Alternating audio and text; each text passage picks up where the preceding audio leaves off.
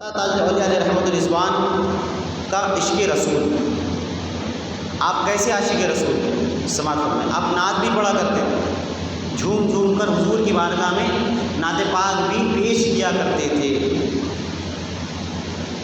فرماتے ہیں کوئی بھی شخص کامل صوفی اس وقت تک نہیں ہو سکتا جب تک کہ وہ دین و شریعت کے تمام اعتقادی و عملی تقاضوں کو پورا نہ کرے اور اپنے اعمال و افکار کو سرور کائنات صلی اللہ تعالیٰ علیہ وسلم کی سنت کا تابع نہ بنائے اور محبت رسول اس کے رگ و ریشہ میں سرایت نہ کر جائے، کیونکہ حب رسول کے بغیر محبت الہی کا حصول ناممکن ہے، جو صوفی کا مقصود اور تصوف کی جان ہے۔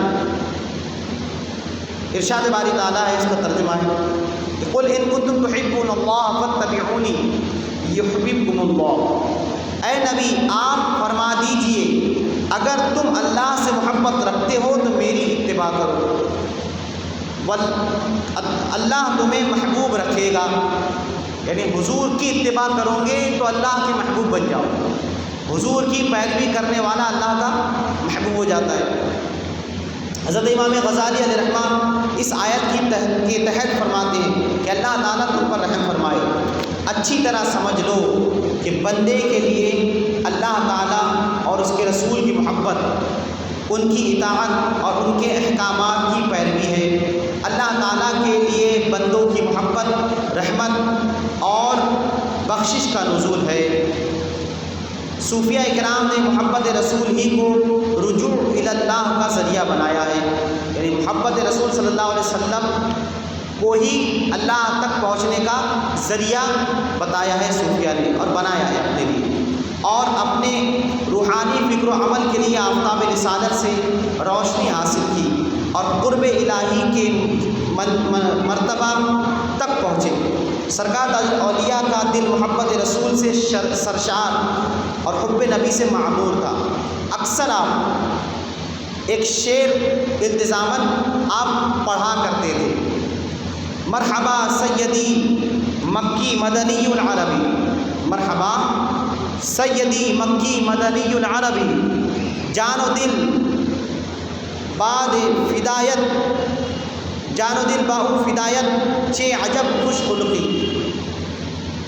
اور اکثر حضرت شیخ سعدی علیہ رحمۃ الرضوان کا یہ نعتیہ شعر پڑھا کرتے تھے، چے غم دیوار امت را کے باشد چوں تو کشتیاں، چے باغ از موج بحر آ را کے باشد تو نوح کشتیاں، یہ شعر پڑھتے تھے۔ اور مناجات میں حضرت شیخ سعدی کا یہ شعر طالباً آپ کی زبان سے اکثر نکلا کرتا تھا کہ کریمہ ببخشائے برہان ماں کہ ہستم اسیر کمند ہوا، ندارے غیر است و فریاد رس ہوئی آسیارہ عطا بخش بس۔ یہ شعر سرکار تاج الاولیاء اکثر پڑھا کرتے تھے، اور حضرت شیخ سعدی رضی اللہ تعالیٰ عنہ کے بارے میں فرمایا کرتے تھے، ہو جی ہو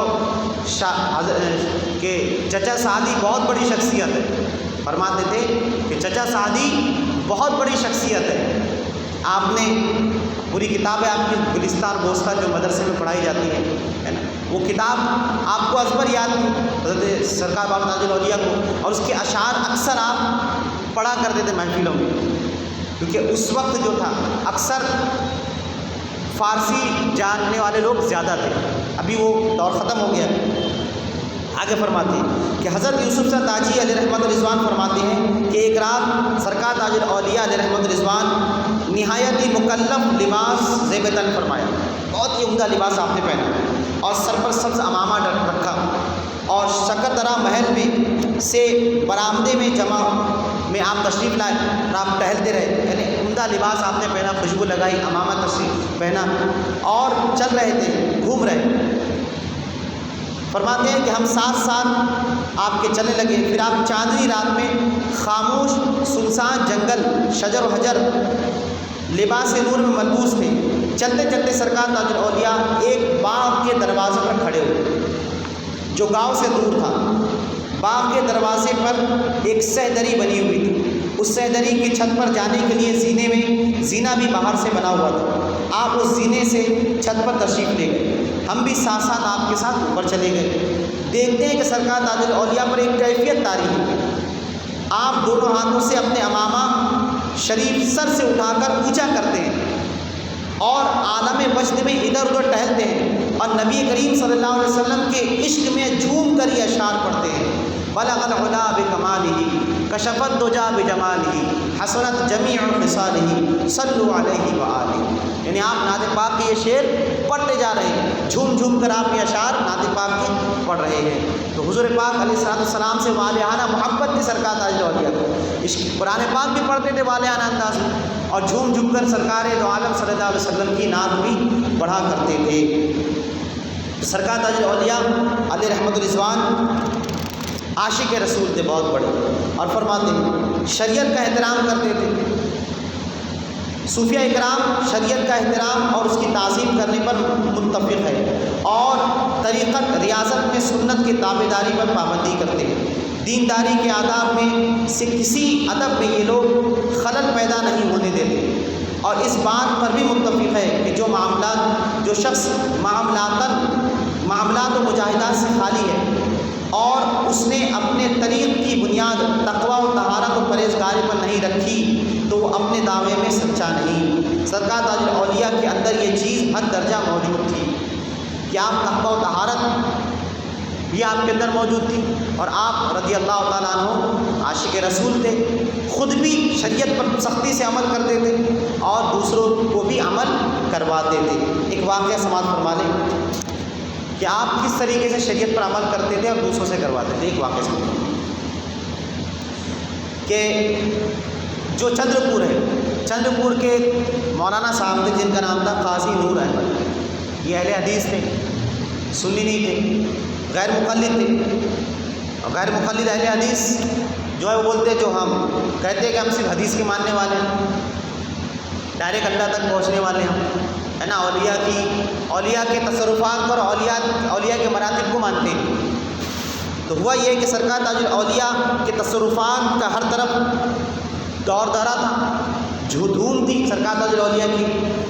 تو یہ اہل حدیث انبیاء اکرام کو مجبور محض سمجھنے والے، بھلا کسی ولی کو اختیار اور تصرف کا اعتراف کیسے کر سکتے ہیں؟ جو لوگ نبی کو با اختیار نہیں مانتے وہ ولی کے اختیارات کا کہاں سے اقرار کریں گے؟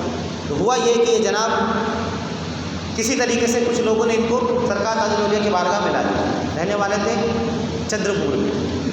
اب جب حضور کی بارگاہ میں آئے تو کیا دیکھتے ہیں کہ بس یا تاج کے نعرے لگ رہے ہیں، لوگ یا اللہ بولنے کے بجائے یا رحمان بولنے کے بجائے یا تاج کے نعرے لگا رہے ہیں، بس بابا جان تاج والے، بس یہی نام چاروں طرف دکھ رہا ہے، اندر ہی اندر یہ اڑنے لگے، جلنے لگے۔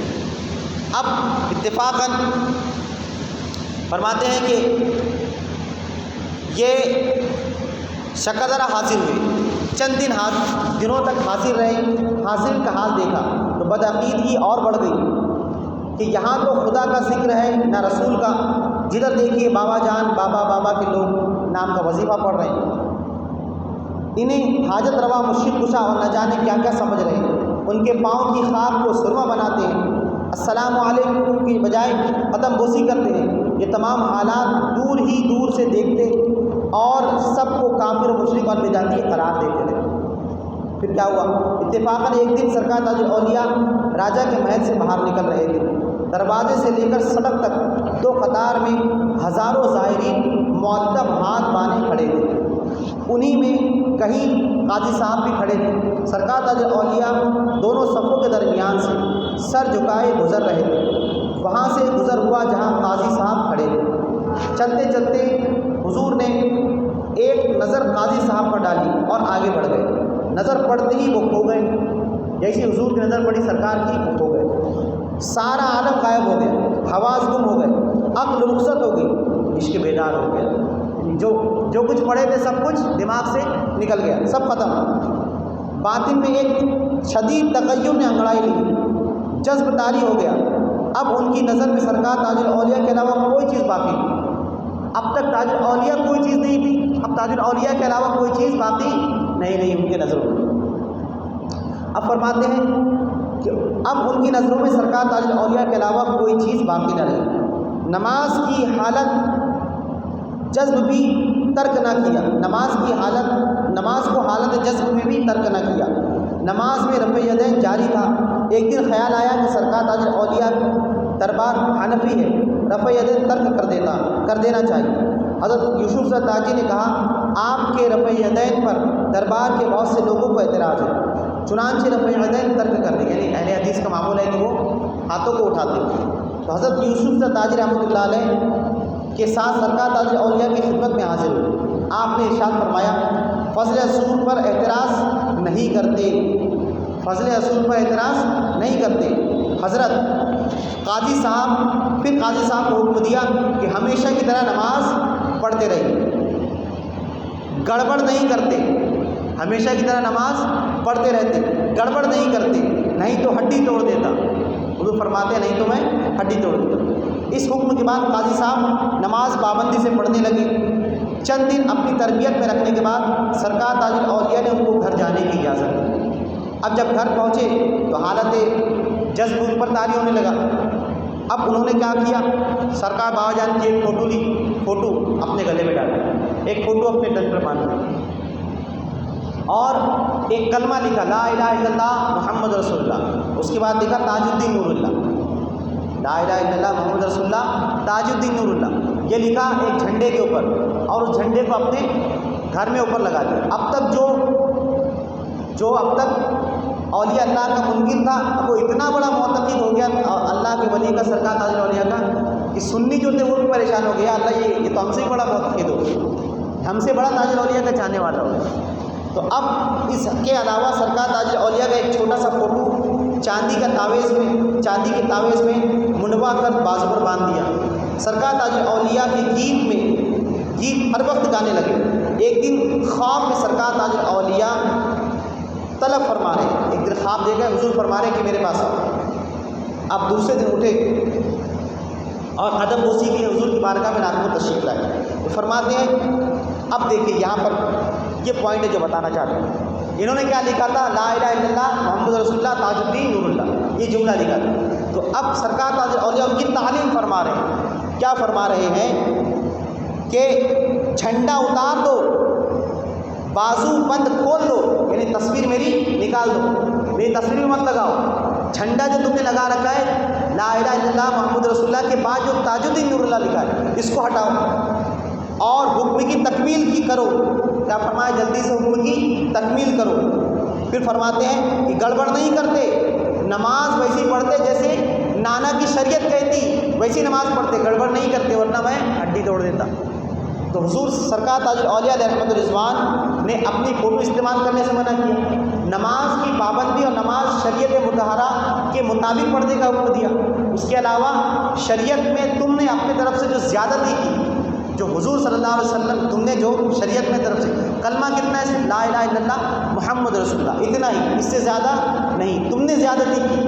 اب جب تم نے زیادتی کی ہے تو اس کو ختم کرو۔ سرکار تاج الاولیاء علیہ رحمۃ الرضوان ایسا نہیں، ایسے پیر نہیں تھے کہ جو لوگوں کو شریعت سے دور کرے، بلکہ حضور سرکار تاج الاولیاء لوگوں کو شریعت مطہرہ سے قریب کرنے والے تھے۔ تو آپ نے ان کی اصلاح فرمائی، اس کے بعد وہ قاضی صاحب جیسے سرکار نے فرمایا اس پر معمول